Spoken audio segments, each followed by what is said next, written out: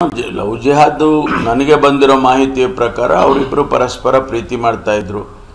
ಅದು ಯಾವಾಗ ಆ ಹೆಣ್ಮಗಳು ದೂರ ಹೋಗಕ್ಕೆ ಶುರು ಮಾಡಿದ್ಲು ಆಗ ಈ ರೀತಿ ಅವನು ಹುಡುಗ ಹೋಗಿ ಸ್ಟ್ಯಾಪ್ ಮಾಡಿರ್ತಕ್ಕಂಥದ್ದು.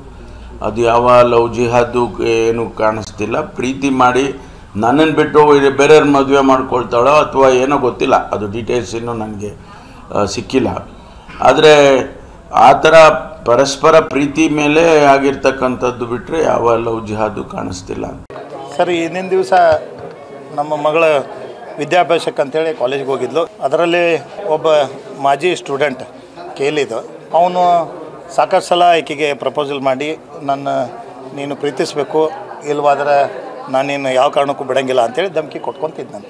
ಅದ್ರ ಜೊತೆಗೆ ಅನೇಕ ಬಾರಿ ಅವನಿಗೂ ಕೂಡ ವರ್ನು ಮಾಡಿದ್ವಿ. ಮತ್ತು ಆಕೆನೂ ಕೂಡ ಇದಕ್ಕೆ ಸೊಪ್ಪು ಹಾಕ್ಲಾರ್ದಂಗೆ ತನ್ನ ಪಾಡಿಗೆ ತಾನು ವಿದ್ಯಾಭ್ಯಾಸ ಮಾಡ್ಕೊಂಡು ಮುಂದುವರ್ಕೊಂತ ಹೋಗಿದ್ದು.